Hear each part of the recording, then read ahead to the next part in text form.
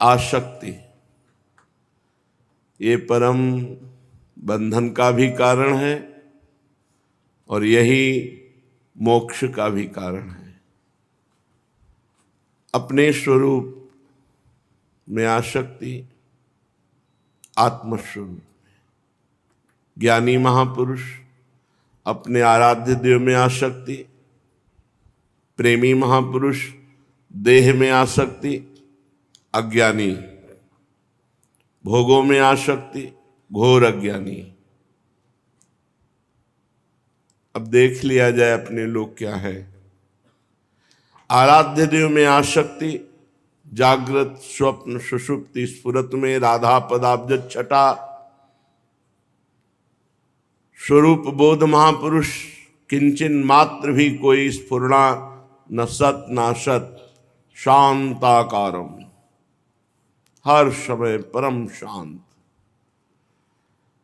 और देह आसक्ति हर समय अशांत, भोगाशक्ति परम अशांत। शांति त्यागाच्छांतिरनंतरम, जिसने भोगों का त्याग और शरीर आसक्ति का त्याग कर दिया है वही शांत पुरुष है, नहीं तो अशांत है। और अशांत पुरुष को स्वप्न में भी सुखानुभूति नहीं होती। अशांतस्य कुतः सुखम। आसक्ति का केंद्र हमारे चार हैं, नाम रूप लीला धाम। इन चारों में आसक्ति ना हो पावे तो दो में आसक्ति कर ले, धाम में और नाम में। रूप और लीला अपने आप प्रकाशित हो जाएगी। और दो में आसक्ति ना होने पावे तो एक में आसक्ति कर ले, नाम में। नाम धाम को भी प्रकाशित कर देगा, रूप को भी प्रकाशित कर देगा और लीला को भी प्रकाशित कर देगा। क्योंकि धाम में वास बड़ा दुर्लभ है, सब कोई वास नहीं कर सकता। लेकिन नाम तो सब कोई जप सकता है। कोई कहीं भी हो, देश विदेश कहीं भी, नाम तो सर्वत्र जपा जा सकता है। और जहाँ नाम जप हो रहा है वहीं आराध्य देव हैं। जहाँ आराध्य देव हैं वहीं सब कुछ विराजमान है। क्योंकि नाम वाणी जहाँ श्याम श्यामा तहाँ, नाम वाणी सुनत श्याम श्यामा सुबस, नाम वाणी निकट श्याम श्यामा प्रगट। तो जहाँ भी आप हो, देश विदेश कहीं भी, यदि नाम चल रहा है तो सब कुछ आपको प्राप्त हो जाएगा। धाम भी, रूप भी, लीला भी सब प्रकाशित हो जाएगी। सर्वोपरि प्रिया प्रीतम का प्रेम बिना नाम जप किए नहीं। सर्वोपरि वृंदावन धाम बिना नाम जप किए अनुभव में नहीं आएगा, धाम में रहते हुए भी। जब तक निरंतर भगवद स्मृति नहीं तब तक चिदानंद धाम थोड़ी स्फुरित होता है। प्रगट धाम में रह रहे हैं तो मायाकृत नेत्र हैं, माया का ही दर्शन कर रहे हैं। प्रिया प्रीतम यहाँ खेल रहे हैं, कहाँ दर्शन हो रहा है, कहाँ हम प्रेम में उन्मत्त हो रहे हैं। श्रीपाद वर्णन कर रहे हैं क्या है वृंदावन धाम। कह रहे हैं श्रीमद वृंदावन रसमत्ता राधा असाधारण रतिमत्ता, श्री कृष्णे त्युन्मद रति तृष्णे लीला धत्ते स्मरणशीला।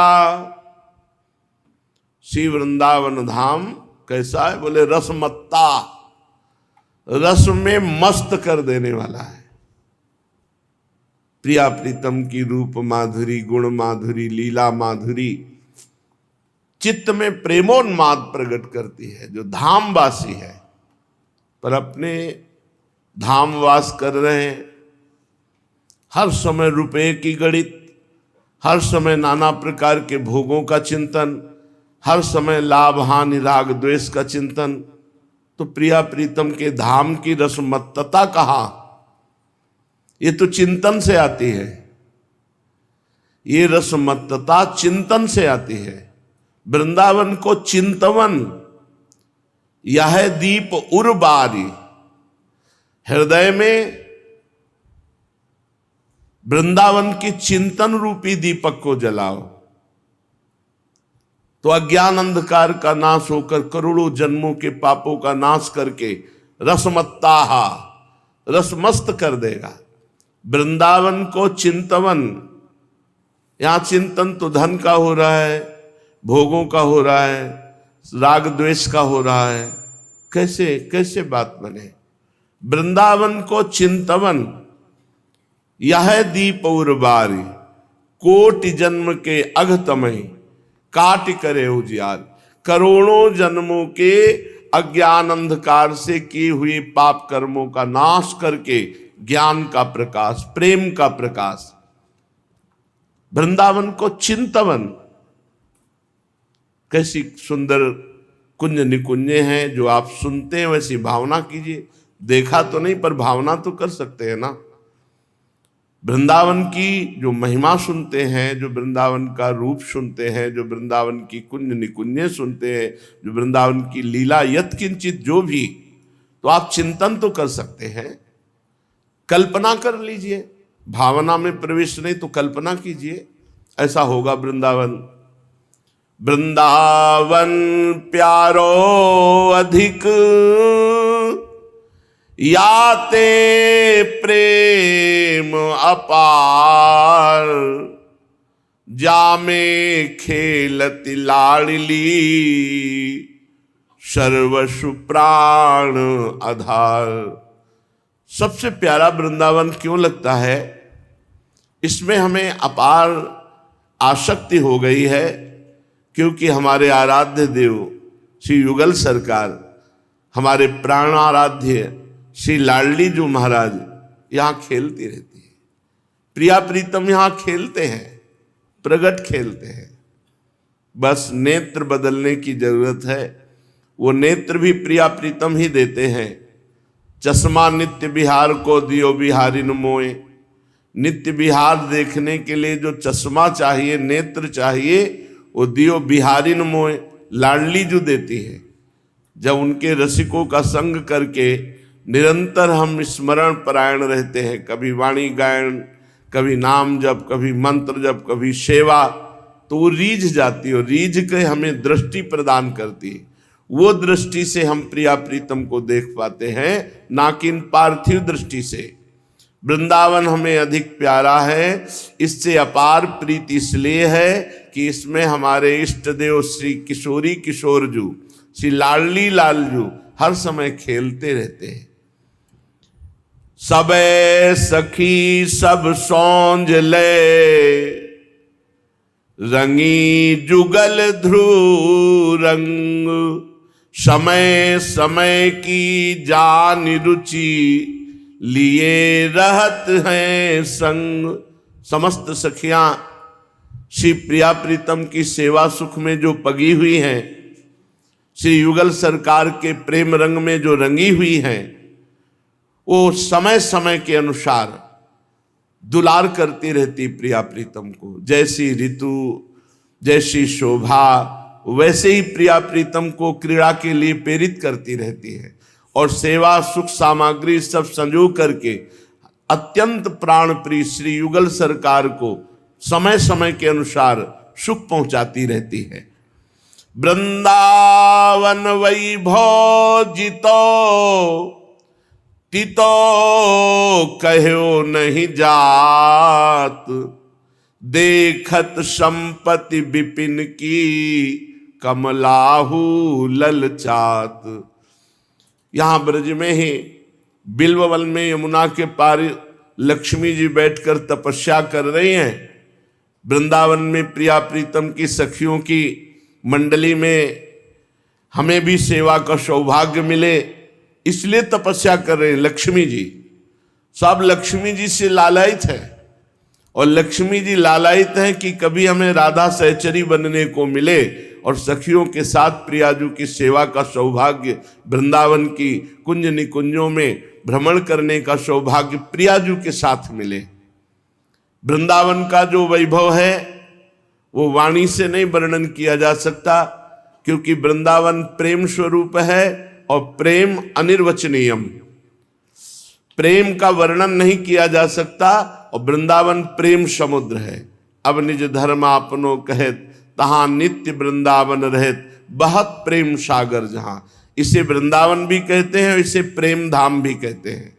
ये प्रेम धाम है वृंदावन। तो जैसे अनिर्वचनीय प्रेम का स्वरूप है, ऐसे वृंदावन भी अनिर्वचनीय है।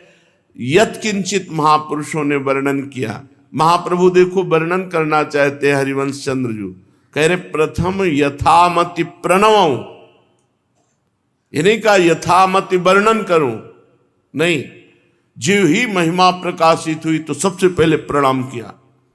प्रथम यथामति प्रणवं श्री वृंदावन अति रम्य, अति रम्य, श्री राधिका कृपा बिनु सबके मनन अगम्य। अगर वृंदावन का कुछ यत किंचित वर्णन हो सकता है तो श्री किशोरी जू वाणी जी में आकर विराजमान हो जाए तो किशोरी जू के अर्थात प्रेम, किशोरी जू क्या है?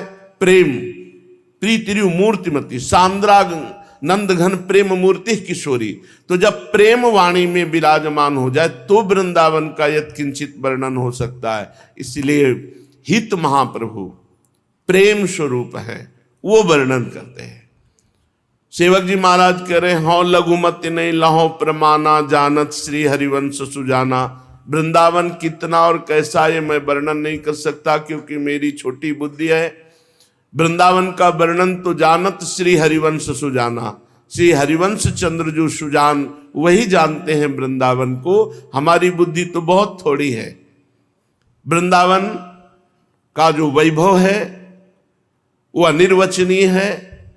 इतना समझ लीजिए कि संपूर्ण त्रिभुवन में जितना वैभव है वो लक्ष्मी जी के एक अंश से है, और वो लक्ष्मी जी वृंदावन की शोभा महिमा देखकर ललचाती हैं। देखत संपत्ति विपिन की कमलाहु ललचात, वृंदावन की लता सम कोटि कल्प तरुनाहि, रज की तुल वैकुंठ नहीं और लोक की ही माई। वृंदावन की एक लता की समानता करोड़ कल्प तरु नहीं कर सकते जो स्वर्ग में विराजमान है। एक कल्प तरु समस्त कामनाओं को पूर्ण करने में समर्थ है लौकिक, लेकिन वृंदावन की लता यदि कृपा कर दे तो प्रिया प्रीतम के प्रेम की प्राप्ति हो जाए, प्रिया प्रीतम का साक्षात्कार हो जाए, प्रिया प्रीतम के नित्य धाम की प्राप्ति कराने में समर्थ है वृंदावन की लता। और दुर्भाग्य है जो वृंदावन की लताओं को काटते हैं, दुर्भाग्य है, क्योंकि बहुत बड़ा अपराध है वृंदावन की लता को काटना। वृंदावन की लता की एक शाखा काटने पर करोड़ों गौ हत्या ब्रह्म हत्या का पाप लगता है, और गौ हत्या ब्रह्म हत्या बन जाए, भूल से हो जाए, तो उसके लिए धाम सेवन से वो नष्ट हो जाता है। लेकिन धाम की लता से यदि ऐसा पाप बन गया तो कहां धोओगे जाके? इसलिए बहुत सावधान। भले वृंदावन वास मत करो, लेकिन यहां की लताएं मत काटो, यहां लताएं लगाओ। अगर तुम्हारे पास 100 गज जगह है तो 10 गज जगह में एक छोटी सी लता लगा दो, वहीं चौकी बना दो, गोबर से लीप के 4 पुष्प रख दो, प्रिया प्रीतम आएंगे, यहां विराजमान होंगे। यही भावना तो ये धाम में की जाती है। आए बड़ी बड़ी लताओं को काट दिया। अब तो ऐसी निर्मम हृदय की वृत्ति हो गई कि किसी को दया भी नहीं लगता कि ये प्रिया प्रीतम के लिए तपस्या करके लताएं बनी हैं। जहां उद्धव आदि महात्मा गुल्म लता औषधि बनना चाहते हैं, तो ये लताएं कोई साधारण नहीं, बड़े बड़े भजनानंदी महात्मा हैं।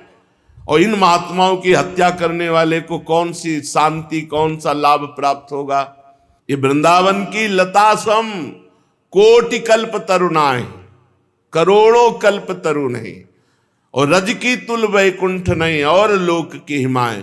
और लोग तो माया में है, मायातीत वैकुंठ धाम भी वृंदावन की रज की समानता नहीं कर सकता, क्योंकि जो रज शिव सनकादिक याचत सो रज शीस चढ़ाऊं, किशोरी तेरे चरणन की रज पाऊं। ये रज संजीवनी मूरी है, लालजू को वशीभूत करने वाली है। जो इस रज का सेवन करते हैं वो प्रेम उन्माद को एक दिन प्राप्त हो जाते हैं। श्रीपति श्रीमुख कमल कहो नारद सो समुझाए, वृंदावन रस सबन ते राखो दूर दुराए। भगवान श्री हरि देवर्षि नारद जी से कहते हैं कि वृंदावन हमारा गुप्त महल है, इसे सबसे छुपा के रखा गया है। तो अधिकारी को ही वृंदावन वास का उपदेश करना, अनाधिकारी को नहीं। वृंदावन की महिमा, वृंदावन की खेली, वृंदावन के गुण, ये जब अधिकारी मिले कोई, प्रिया प्रीतम के अनुराग रस में रंगने की भावना वाला, प्रिया प्रीतम को तन मन प्राण समर्पण करने वाला, तो वृंदावन की महिमा सुनाना, नहीं तो वृंदावन की महिमा को गुप्त रखना। ये हमारा एकांतिक क्रीड़ा क्षेत्र है। यहां हमें अगर सौभाग्य से वास मिला तो बहुत बड़े भाग्य की बात है। प्रिया प्रीतम ये एक भी क्षण वृंदावन से कभी बाहर नहीं जाते, यहीं खेलते हैं, और यहां हमको वास मिल गया तो हमें बहुत सावधान रहना है। ये बहुत बड़ा रतन मिल गया, बहुत बड़ी संपत्ति मिल गई, अब ये छूटने ना पावे। वृंदावन रस सबनते राखे दूर दुराए। वृंदावन का जो प्रेम रस है, इसका सब कोई अधिकार नहीं प्राप्त कर सकता जब तक रसिकों का संग नहीं होगा। रे मन रसिकन संग बिन रंचन उपजय प्रेम। जब रसिक संग होता है तब प्रेम होता है। प्रेम है तो वृंदावन देख सकते हो। ये प्रिया प्रीतम का परम पावन धाम, तपस्वी भजनानंदी जीवन समर्पित किए हुए प्रिया प्रीतम के प्रेम में आंसुओं से भीगे हुए महापुरुषों का है। वृंदावन बहुत गुप्त महामहिम, इसमें जो वास कर लिया, इसमें जो रहने से रह गया, प्रिया प्रीतम जो दुर्लभ तत्व हैं, जो राधा तत्व श्री कृष्ण तत्व का आत्मा है, रहस्य है, वो प्रकाशित हो जाता है। गली गली प्रेम में मतवाले होकर प्रिया प्रीतम का जस गाते हुए, ये रसिकों की भूमि है। हाथ में करवा है, गुदड़ी है, पूरे शरीर में रज है, हा कुंज बिहारी, हा राधा वल्लभ, ये वो देश है जहां आंसुओं से भिगोया जाता है भूमि को। इसी जन्म में भगवत प्राप्ति हो जाए। ये तो परम पावन मुकुटमणि त्रिभुवन में परम बंदनी वृंदावन धाम है, ब्रज 84 कोश है। ये तो साक्षात श्री कृष्णमय भूमि है। अंश कला अवतार जे ते सेवत है ताही, ऐसे वृंदा विपिन को मन बच के अवगाही। भगवान की जितने अवतार हैं, जितने आचार्य हैं, जितने अंश कला आदि, ये सब धाम का सेवन करते हैं। कहीं भी किसी भी उपासना क्यों, सब धाम का सेवन करते हैं। और जो जहां चाहेगा धाम वहीं भेज देगा। अगर यहाँ राम जी की उपासना करोगे तो यही धाम आपको साकेत होकर के मिलेगा। शिव जी की उपासना करोगे तो यही धाम कैलाश।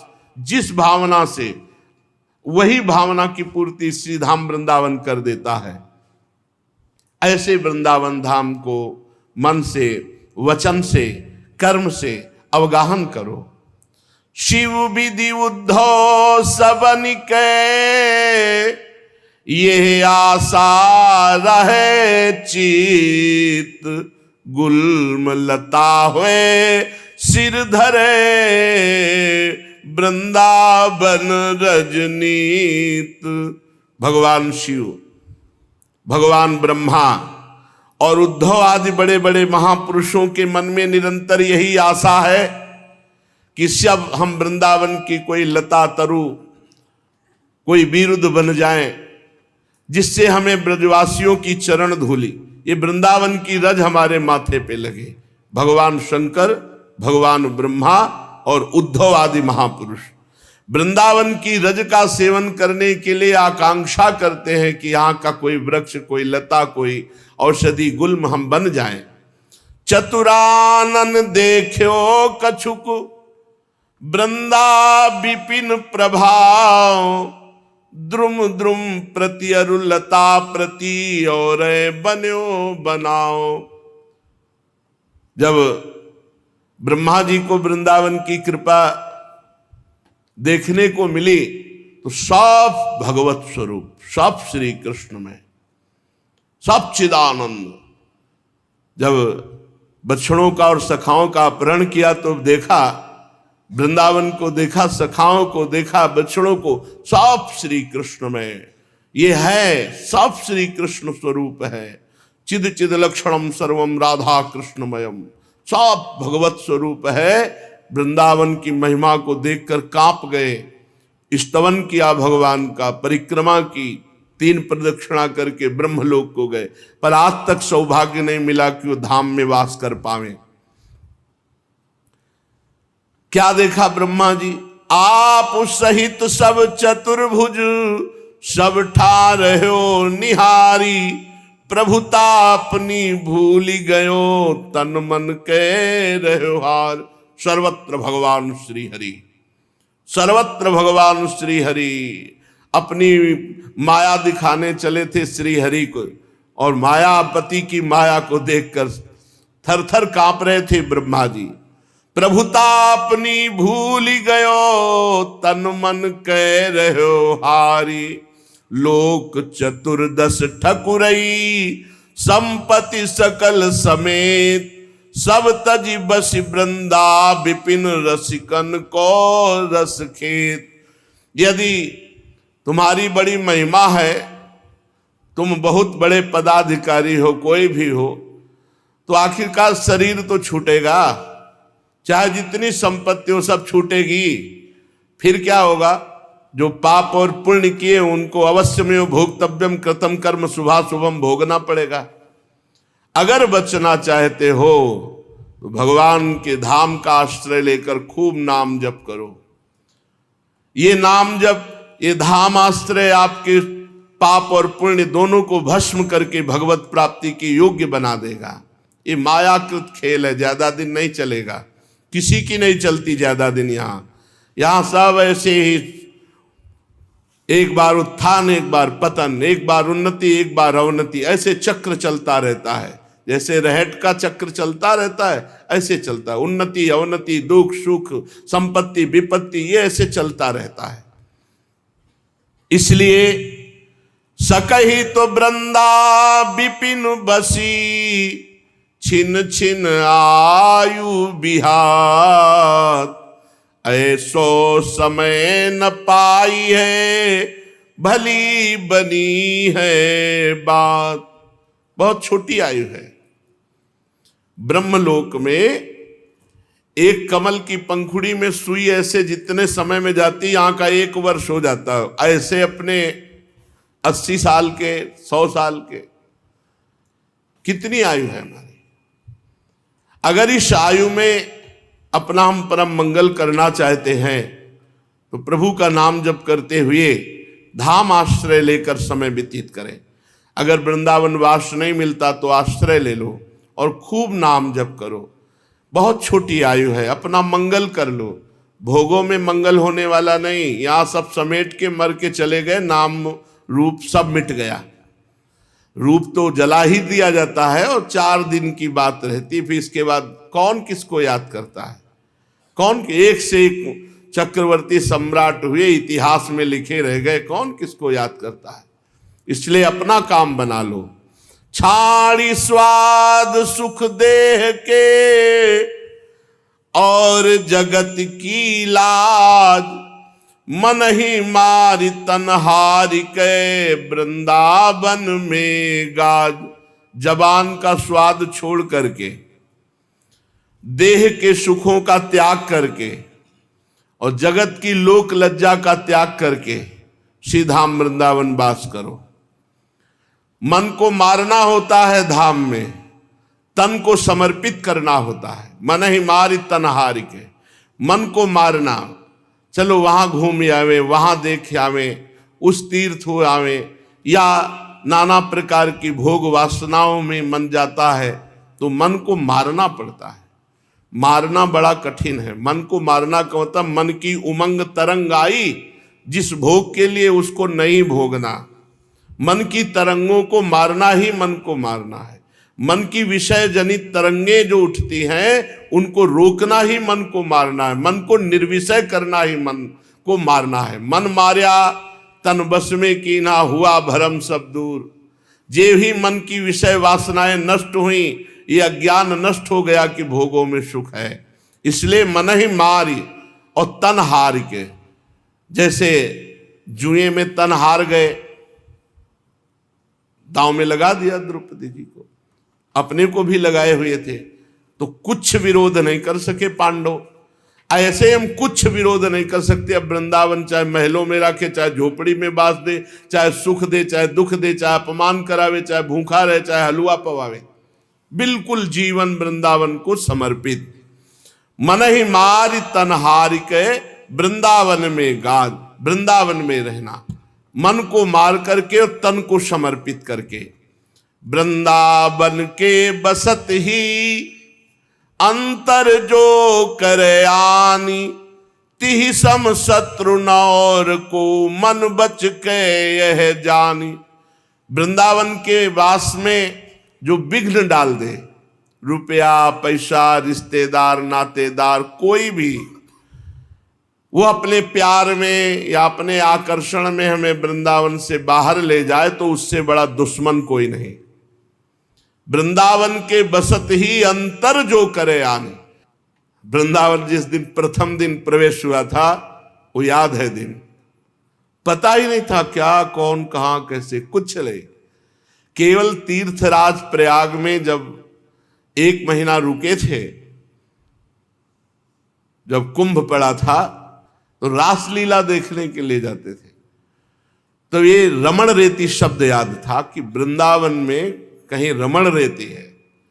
तो मथुरा में श्री ठाकुर जी ने ही हमको वृंदावन भेजा, हमारे पास अर्थ तो था ही नहीं, बिल्कुल ऐसे भगवत व्यवस्था से। तो जब मथुरा में जो ठाकुर जी विराजमान है, जन्मभूमि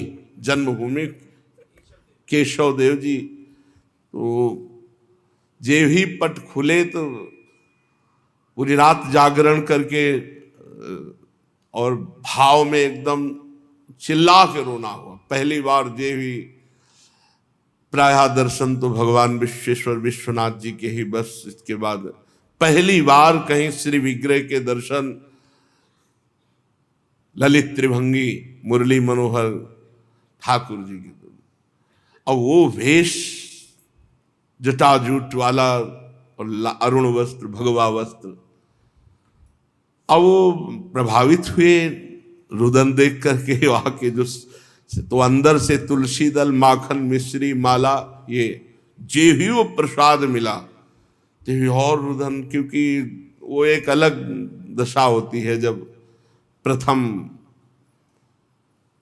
अब वहां तो पैसा चढ़ना शुरू हो गया हमारे, कोई 100 कोई 50, भावुक जनों का देश है,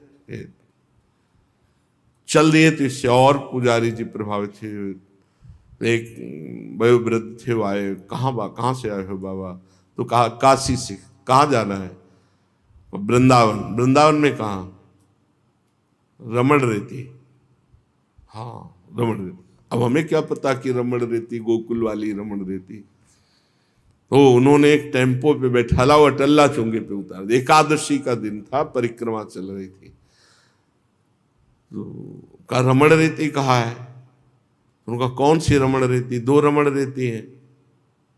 अब तो संशय में पड़ गए, हम तो केवल रमण रेती जानते। बोले ले चलते। यहाँ आके उतार दिया। ये जो चौराहा है, भगवान दास चौराहा जिसे कहते, यही अपने सुनरक वाला, बोले यही रमण रेती है। तो ये इतनी भीड़ कहाँ जा रही? बोले परिक्रमा हो रही वृंदावन की। कुछ नहीं, 1 रुपया पास नहीं, एक व्यक्ति को नहीं जानते, बस एक अलौकिक आकर्षण। आप देख रहे श्री धाम वृंदावन की शरण में हुए, तो आप देख रहे वृंदावन कैसे वास दे रहा है। किसी के भी बहकावे में आकर की आपकी व्यवस्था हम वृंदावन वास की कर देंगे, आप दिल्ली आ जाओ, आप अमुक जगह आ जाओ, आप अमुक व्यवहार नहीं। वृंदावन के बसत ही अंतर जो करे आने, तेहि सम शत्रु न और को मन बच के यहाँ जाने। उसके बराबर कोई शत्रु नहीं जो हमें वृंदावन से बाहर कर दे, चाहे रुपया हो, पैसा हो, मित्र हो, कोई हो। ये नियम लेना चाहिए, ले लेना चाहिए नियम, नहीं तो धोखा हो जाएगा। सेवा कुंज में रोज सोहनी सेवा और वृंदावन वास। और कुछ आए बाहर के जन, उन्होंने कहा कि अब जैसे पास बैठने लगे, प्रियता दिखाने लगे, तो बताना ही, उन्होंने बताया कि हमारी 500 शुगर है, ऐसा ऐसा। और वह बाबा आप चलो ना, हम अच्छे डॉक्टरों से दवा करा देते हैं। अब ये लोग तो जानते नहीं, संसारी लोग, कि हम कितना बड़ा अहित कर रहे हैं। अगर इनके प्राण छूट गए बाहर तो हिसाब किताब हम थोड़ी दे पाएंगे। वृंदावन के जीव को बाहर इसीलिए नहीं ले जाना चाहिए, वो कहे भी तो नहीं ले जाना चाहिए। वो ले गए और वही शरीर पूरा हुआ। और जब सुना हम कि अमुक का शरीर वहाँ पूरा हो गया, और बहुत अंदर क्लेश हुआ। यद्यपि जो प्रियालाल के हैं वो कहीं भी तो प्रियालाल संभालते हैं, पर चूक हो गई ना। तेसम शत्रु न और को मन बच के यहाँ जाने। शरीर तो छूटना ही है, जिस घड़ी छूटना होगा उस घड़ी छूटेगा, जैसे छूटना होगा वैसे छूटेगा। हम वृंदावन नहीं छोड़ेंगे। वृंदावन छुड़ाने वाले को सबसे बड़ा शत्रु मानना चाहिए। एक बार तो घर आ जाओ ना, 10-5 दिन रुक के चले आओ। उसी 10-5 दिन में शरीर छूट गया तो नहीं। तुम्हें आना है वृंदावन धाम, आओ हमसे मिलो, दर्शन करो, बिहारी बिहारी जी के, तुम्हारा सौभाग्य, हम नहीं जाने वाले। ऐसी निष्ठा रखनी चाहिए। वृंदावन के वास को जिनके नाही हुलास, माता मित्र सुता द्वितीय तज ध्रुव तिनको पास। वृंदावन के वास का जिनके हृदय में उत्साह नहीं, उल्लास नहीं है, ऐसे लोगों का स्पर्श भी नहीं करना चाहिए। जो हमें वृंदावन वास के लिए निषेध करे, वृंदावन के प्रति हमारी भावना में अंतर डाल दे, हमको उससे दूरी बना के रखना है, हमें स्पर्श भी नहीं करना है। ऐसी निष्ठा से यदि हम वृंदावन वास करें तो श्रीपाद प्रबोधानंद जी कह रहे हैं कि श्री वृंदावन रसमत्ता, राधा असाधारण रति मत्ता। ये किशोरी जी की असाधारण रति से आपको मत कर देगा, मस्त कर देगा, रसमत कर देगा। श्री कृष्ण तुन्मद रति तृष्णे लीला धत्ते स्मरणशीला। श्री कृष्ण जिस प्रेम रस की तृष्णा से युक्त है, वो प्रेम रस, वो लीला, ये श्रीधाम वृंदावन आपके हृदय में स्फुरित कर देगा। इसलिए मन वचन कर्म से श्रीधाम वृंदावन का हम आश्रय लें। चलते हैं श्रीमद् भागवत महापुराण, जिसमें श्री युधिष्ठिर जी महाराज राजसूय यज्ञ में देवर्षि नारद जी से प्रश्न करते हैं। उस प्रश्न में ब्रह्मचर्य आश्रम का, ब्राह्मण क्षत्रिय वैश्य और चतुर्वर्ण, और ब्रह्मचर्य गृहस्थ वानप्रस्थ सन्यास, इन सब आश्रमों का यथावत वर्णन किया। श्री युधिष्ठिर जी ने प्रश्न किया कि हम यति धर्म को और सुनना चाहते हैं। नारद जी कहते हैं कि जो यति है उसको केवल शरीर का परिग्रह लेना चाहिए। परिग्रह में केवल शरीर रूपी वस्तु, शरीर के अतिरिक्त और सब कुछ छोड़ देना चाहिए। संन्यास धर्म यहां से प्रारंभ होता है। तो जब संन्यास दिया जाता है तो बड़ी कारुणिक स्थिति होती है। दिगंबर करा दिया जाता है, नंग धड़ंग, और गंगा जी में खड़ा किया जाता है। और ये जो पहला सूत्र है कि देह मात्रावशेषिता, ऐसे हाथ उठा के बोलो, कौन है इस जगत में, तुम्हारा क्या है? बोले गंगा में खड़े हो कह रहे भगवान श्री नारायण के सिवा और कोई नहीं। तब शुरुआत होती है संन्यास धर्म की। जो प्रक्रियाएं हैं संन्यास धर्म की, पहला यहां से कि गंगा में खड़े होके बोलो कौन है तुम्हारा? बोले भगवान नारायण के सिवा कोई नहीं हमारा। अब यहां से संन्यास प्रक्रिया फिर शुरू होती है उसकी। तो शरीर के अतिरिक्त सब कुछ का संन्यास ले ले। फिर किसी व्यक्ति से अपनापन नहीं, सबके प्रति समान भाव। यानी कि घर वालों को देखा तो खिल गए। इसका मतलब तुम झूठ बोले थे गंगा में खड़े होके कि तुम्हारा कोई नहीं, तो अब कौन है तुम्हारा निकल आया संसार में, अब कौन निकल आया। ये बहुत कठिन है, बहुत कठिन है। विरक्त सन्यास ये बहुत कठिन है। गुरु कृपा से जिस दिन से घर से निकले थे उस दिन के बाद कभी एक कवल भोजन नहीं किया, कभी एक रात नहीं रुके। सन्यास के बाद कभी जिंदगी में दोबारा उस क्षेत्र में नहीं गए। उस नगर गांव घर तो बहुत दूर की बात, उस ब्लॉक में नहीं गए। पूरा जीवन हो गया। किसी भी व्यक्ति से घर वालों को पता भी नहीं रहा जिंदा है कि मरे कुछ समय के बाद, जब हमारी यात्रा गंगा किनारे की। ये तो वृंदावन में पता चला उनको कि हाँ है, नहीं तो पीछे गंगा की यात्रा, काशी की वास, यह कहीं किसी का कोई फोन की सृष्टि तो बहुत कम समय में हुई है। और गंगा किनारे कहाँ फोन, कौन फोन। किसी भी व्यक्ति से अपनापन नहीं, सन्यासी का पहला लक्षण। किसी भी व्यक्ति से अपनापन नहीं, किसी वस्तु से अपनापन नहीं, किसी स्थान से अपनापन नहीं। गुरु कृपा से ऐसा ही सन्यास धर्म भगवान की बड़ी विशेष कृपा रही कि कभी झोला नहीं रहा कि उसमें 2-4 अचला रखे हैं। एक अचला पहने, एक लंगोटी पहने हैं, एक कमर में लंगोटी है और यहां एक अचला ऊपर नहीं, एक ही अचला, 2 लंगोटी और एक कमंडल। बस सर्दी गर्मी बरसात वैसे ही एक स्थिति में रहना। संन्यास धर्म बड़ा कठोर धर्म है। हम कभी रोए हों ऐसा कभी नहीं, कभी भाव आ गए और रो गए, कभी ऐसा नहीं हुआ, कभी नहीं। किसके प्रति रोए, कभी ऐसा नहीं है। एक गांव में एक रात ठहरने का नियम लेकर विचरण करें। पूरे गंगा किनारे भ्रमण में एक बार एक गांव में गए थे। वर्षा हो रही थी, सर्दी का समय था, शरीर एकदम सांवला पड़ गया कि अब लगा कि रात्रि काटने के लिए कुछ गर्म जगह चाहिए, नहीं तो हो सकता है कि अब हम कल सुबह चल ना पावे। एकदम शीतल, वो जब सर्दी का समय, तो एक गांव में गए कि डर लगता था क्योंकि जवान शरीर है और बनावट ऐसी शरीर की थी कि कोई विश्वास नहीं मानेगा कि महात्मा है या बनावटी है, नाटक है।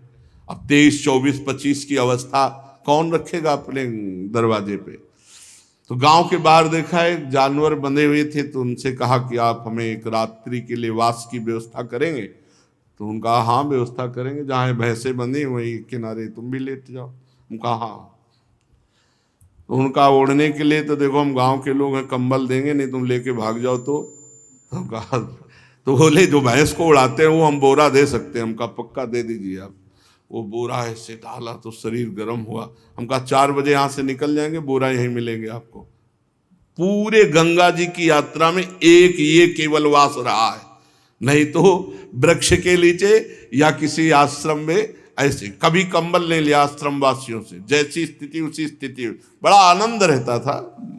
ब्रह्मचर्य का एक प्रभाव होता है और लक्ष्य का एक दृढ़ नियम होता है, उसमें एक अद्भुत आनंद रहता है। ये संन्यास धर्म। वस्त्र पहनने में केवल लंगोटी और उसके ऊपर ढकने के लिए, कौपीन के ऊपर ढकने के लिए थोड़ा सा वस्त्र जिससे गुप्त अंग ढक जाए।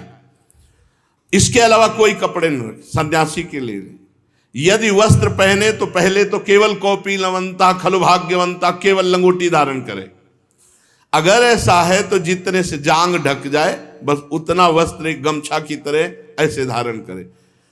हम एक ही वस्त्र ऐसे धारण करते थे जो यहां छाती से बांध ले, बस यहीं जांग तक जाए। और जब तक कोई आपत्ति ना आवे तब तक कोई दूसरा वस्त्र न ले। आपत्ति का मतलब जैसे भीषण बुखार है, शरीर खूब ठंडी से युक्त हो रहा है, तो कुछ वस्त्र उस समय तत्काल के लिए ले ले, नहीं तो नहीं। आश्रम के चिन्ह केवल दंड और कमंडल। आश्रम के चिन्हों को तब तक धारण करे जब तक अवधूत स्थिति नहीं आती, नहीं वो भी जैसे उड़िया बाबा ने दंड भी गंगा जी में विसर्जित कर दिया। सन्यासी को चाहिए कुछ भी संग्रह परिग्रह नहीं। देखो इसमें लिखा है वह कोई भी वस्तु संग्रह न करे। संग्रह के लिए बस पेट ही है, जो मिला डाल लिया, नहीं मिला तो नहीं मिला, कल के लिए क्यों रखे, परसों के क्यों।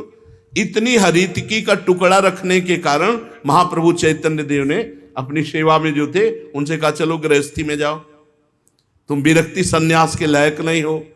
एक हरितकी का टुकड़ा जो महाप्रभु भोजन प्रसाद पाने के बाद मुख शुद्धि के लिए हर का टुकड़ा ऐसे वो रख लिया महाप्रभु के लिए। महाप्रभु ने कहा चलो तुम ब्याह करो, घर गृहस्थी में रहो, त्याग सन्यास के योग्य नहीं।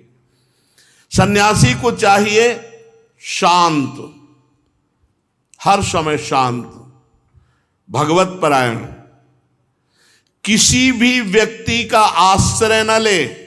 इसीलिए घाट का आश्रय लिया कि घाट में केवल महादेव जी का अधिकार, घाट में रह रहे जो महादेव जी व्यवस्था करेंगे वही। वर्षा होती तो जो मंदिर हैं खुले रहते छोटे छोटे उनके दरवाजे, बस उसी में लेट गए, नहीं तो बाहर घाट में। इस संपूर्ण विश्व को कार्य कारण से अतीत परमात्मा स्वरूप देखकर बस शांत अपनी आत्मा में रमण, बड़ा आनंद का मार्ग है। ऐसा न समझे कि ये जैसे कहा जाता है कि बड़ा शुष्क मार्ग है, तो कभी स्वाद ही नहीं लिया तो जानो क्या ब्रह्मानंद। ब्रह्मानंद है, कितना आनंद है। शंकर सहज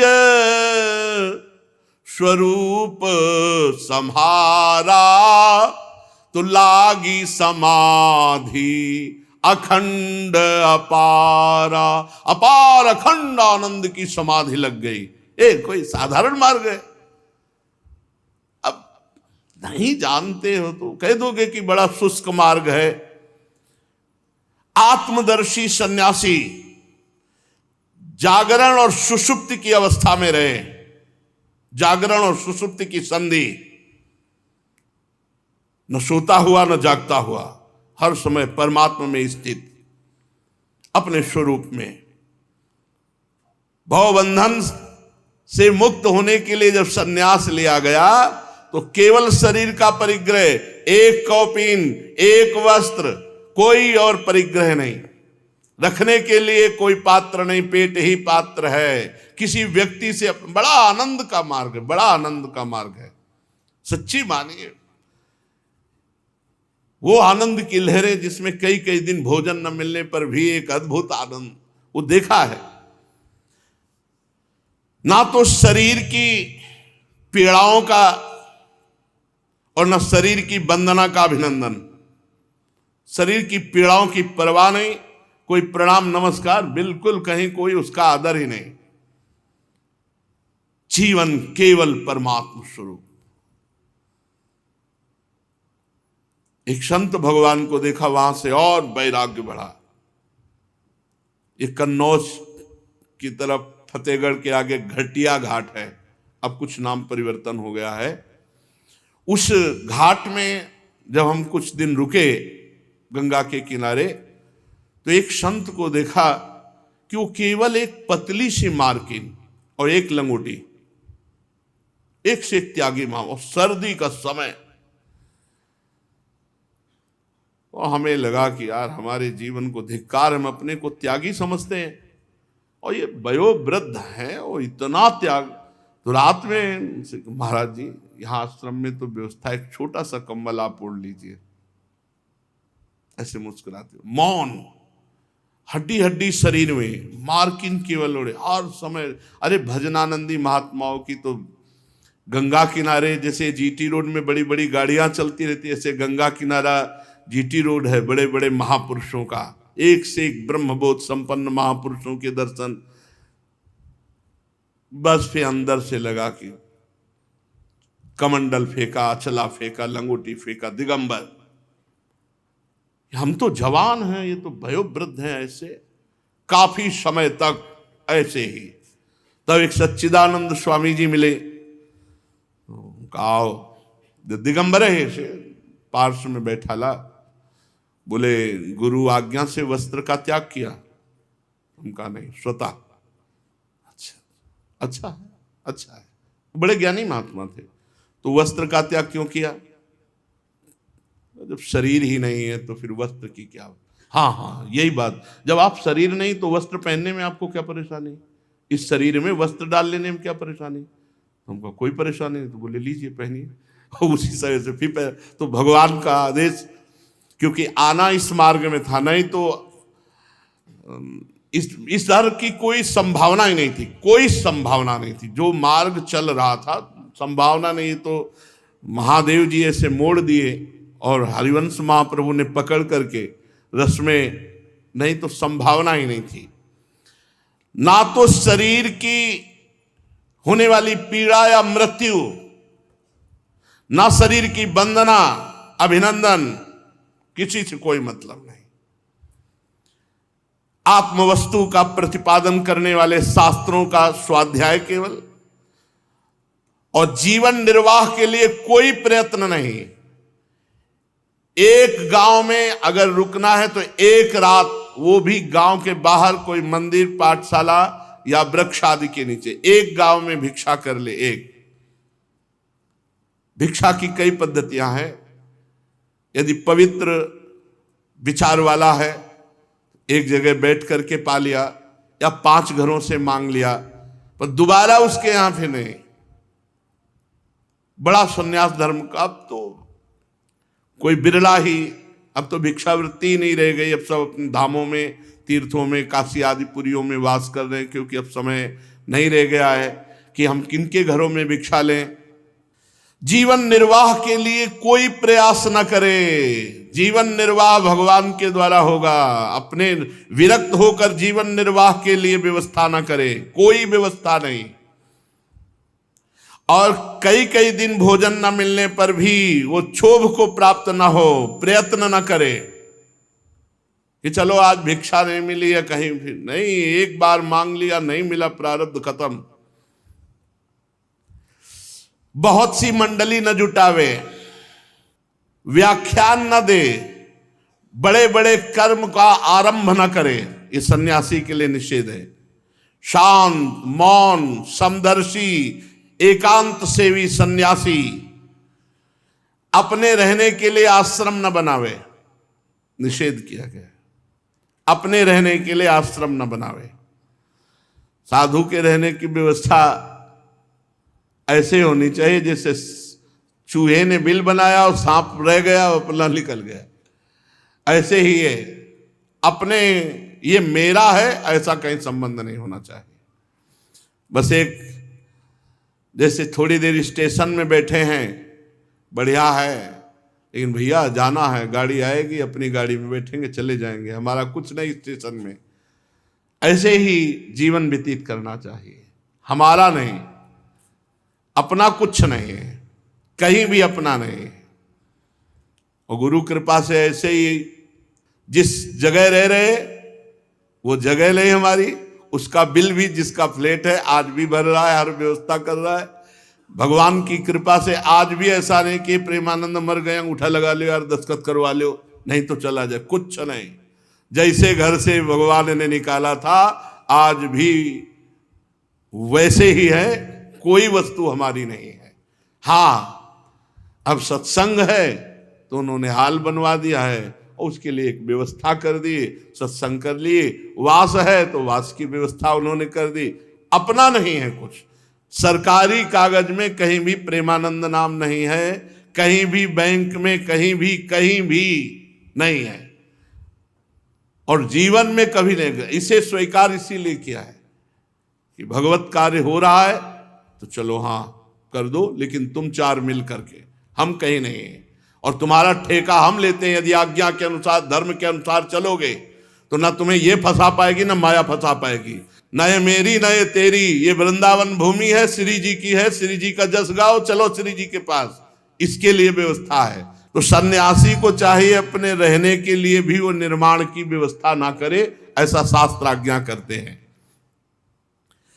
और वो चाहे तो अपने आश्रम के सन्यास चिन्हों को छोड़ सकता है, शास्त्र आज्ञा कर रहा है। अगर वो चाहे तो सन्यास के चिन्ह ना यतेराश्रम प्रायो धर्म हेतुर महात्मन शांतस्य समचित्तस्य बिर्भयादुत वा त्यजेत। वो अपने आश्रम चिन्हों को त्याग सकता है। उसके पास कोई आश्रम का चिन्ह ना हो, परंतु वो अपने आत्मानुसंधान में ही मगन रहे, व्यवहार में नहीं। एकांत, ऐसे भी सन्यासियों के दर्शन हुए।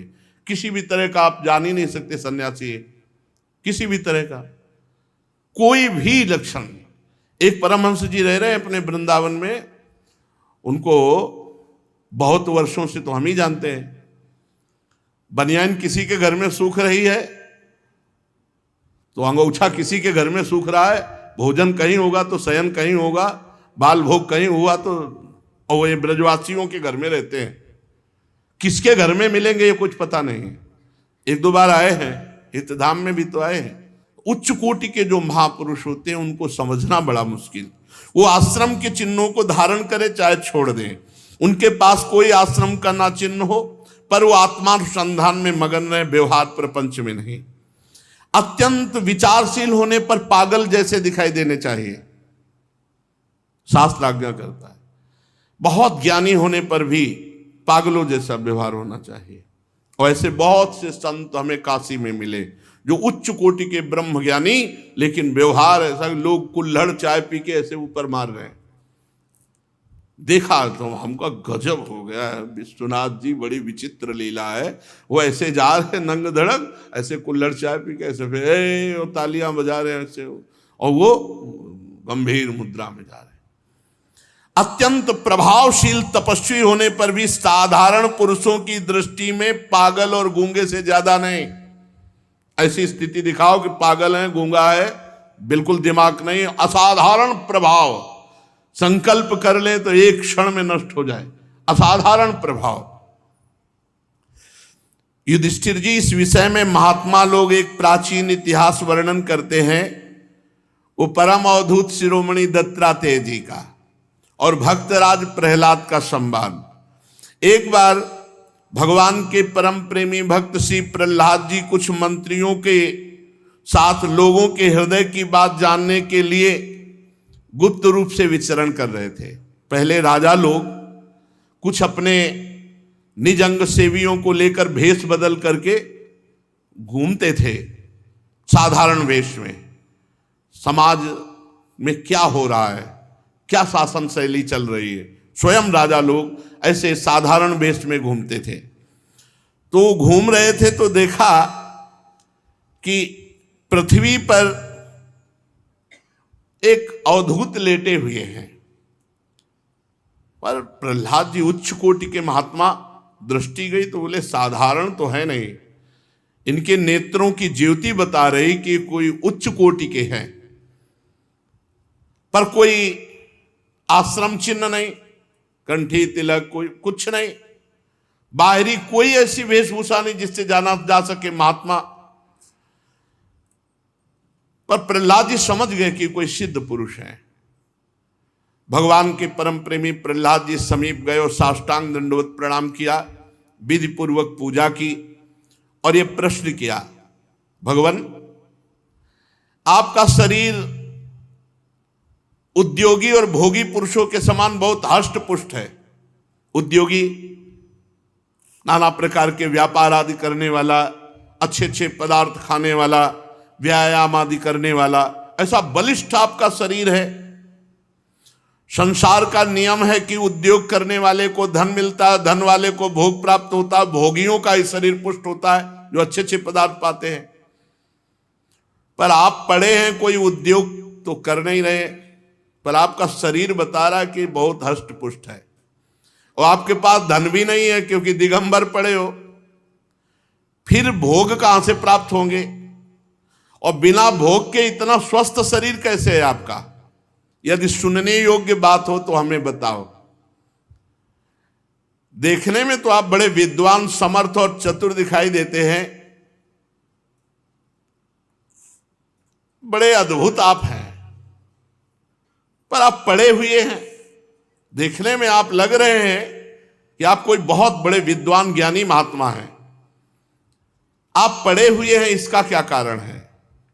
नारद जी कहते हैं, धर्मराज, जब प्रहलाद जी ने भगवान अवधूत शिरोमणि दत्तात्रेय जी से प्रश्न किया, तब दत्तात्रेय जी ने कहा, भक्तराज, श्रेष्ठ पुरुष तुम्हारा सम्मान करते हैं। सुनो, मनुष्यों की कर्मों की प्रवृत्ति और उनकी निवृत्ति का क्या फल मिलता है, ये तुम तो ज्ञान दृष्टि से जानते ही हो। देखो, तुम्हें क्या समझाना, अनन्य भक्ति के कारण देवादिदेव भगवान नारायण सदा तुम्हारे समीप रहते मैं देख रहा हूं। अवधूत शिरोमणि दत्तात्रेय जी कह रहे हैं, तुम्हारी अनन्य भक्ति से प्रभावित होकर कभी भगवान तुम्हारा साथ नहीं छोड़ते, हर समय भगवान नारायण तुम्हारे साथ है, ये मैं देख रहा हूं।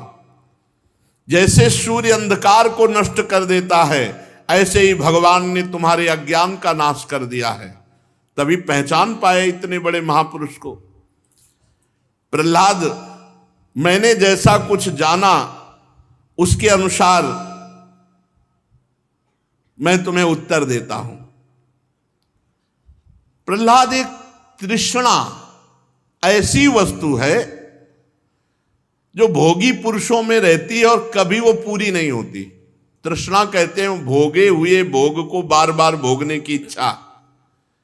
हे प्रहलाद, तृष्णा एक ऐसी वस्तु है जो भोगी पुरुषों के पास रहती है, बार बार भोगने की इच्छा, और उसी तृष्णा के कारण जन्म मरण होता है, और उसी तृष्णा के कारण लोग झुलस रहे हैं। चिंता, शोक, भय, उद्विग्न, जन्म, मृत्यु, नाना प्रकार की तृष्णा से कर्म करते हैं और कर्म से शुभ अशुभ होते हैं। इसी से उनकी योनियां बदलती रहती हैं और भटकते रहते हैं, कभी स्वर्ग, कभी नरक, कभी तिर्यक योनि, कभी मनुष्य योनि, नाना प्रकार की योनियों। और ये तृष्णा मेरे में नहीं है। मैं अष्टपुष्ट क्यों हूं? क्योंकि ना भोग की कामना है और न तृष्णा है। जिसके हृदय में तृष्णा नहीं है भोगों की, बड़ा मस्त, जाहिन चाही कबों कछ तुम सन सहज स्नेह। देखो प्रहलाद, संसार के स्त्री पुरुष कर्म तो करते हैं सुख प्राप्ति के लिए कि दुख कभी आए ना, लेकिन उल्टा फल क्यों हो रहा है? वो दुख ही दुख भोग रहे हैं। ये कर्मों का उल्टा फल क्यों हो रहा है वो नहीं समझ पा रहे। सब प्राणी, चाहे स्त्री हो चाहे पुरुष, कर्म करता है सुख के लिए, पर परिणाम में उसे दुख ही मिलता है। स्थायी परिणाम सुख नहीं है। क्यों? क्योंकि सुख तो है आत्मा में, परमात्मा में, भगवान में, और उसके लिए कोई चेष्टा कर नहीं रहा, भोगों में सुख ढूंढ रहा है। समस्त चेष्टाओं की निवृत्ति हो जाए तो परम सुख मिले। देखो देखो, बड़ा सूक्ष्म विषय। हम चेष्टा से सुख चाहते हैं। अवधूत जी कह रहे हैं कि जब समस्त चेष्टाओं की निवृत्ति हो जाती है तो आत्मस्वरूप आत्मानंद प्रकाशित हो जाता है। इसके लिए भोगों के मनोराज्य मात्र समझ करके भोगों का त्याग करना होता है, तृष्णा का त्याग करना होता है। मैं भोगों की तृष्णा और कामना से रहित होकर केवल शरीर का प्रारब्ध भोगता हूं और पड़ा रहता हूं। शरीर का जो प्रारब्ध है, मनुष्य अपने सच्चे स्वार्थ, वास्तविक सुख क्या है? वास्तविक सुख क्या है? सच्चा स्वार्थ क्या है? भगवान का भजन करना, अपने स्वरूप में स्थित हो जाना। सच्चे स्वार्थ को भूलकर मिथ्या द्वैत को सत्य मानकर भयंकर विचित्र जन्म मृत्यु के जंगल में फंस गया। जैसे अज्ञानी मनुष्य जल में उत्पन्न तिनके और सिवार से ढके हुए जल को जल ना समझकर वो प्यासा मरुभूमि में जो जल दिखाई दे रहा उसमें जा रहा, जहां एक बूंद जल नहीं। ऐसे ही मल विक्षेप आवरण, इन तीन से ढका हुआ आत्मानंद, इसको छोड़ करके वो विषयानंद में जहां मरुभूमि एक बूंद जल नहीं, ऐसे विषयानंद में जहां एक बूंद आनंद नहीं, पूरा जीवन उसमें खो रहा है। इसीलिए उसका जीवन व्यर्थ हो जाता है। मनुष्य सदा शारीरिक मानसिक दुखों से आक्रांत रहता है, उसका शरीर भी मरणशील है। बड़े बड़े श्रम करके वो धन इकट्ठा करता और मरकर यहां से चला जाता है, कोई लाभ नहीं। ये लोभी, ये भोगी, ये मोही, ये दुख ही दुख भोगते हैं। भय के मारे उनको नींद नहीं आती, धन की चिंता से नींद नहीं आती, भोगों की कामना से उन्हें विश्राम नहीं मिलता। जो धन के लोभी हैं, राजा, चोर, शत्रु, स्वजन, पशु पक्षी, याचक और काल से, यहां तक कि कहीं मैं भी भूल न कर बैठूं, अधिक न खर्च हो जाए, इस आशंका से वो जलते रहते हैं।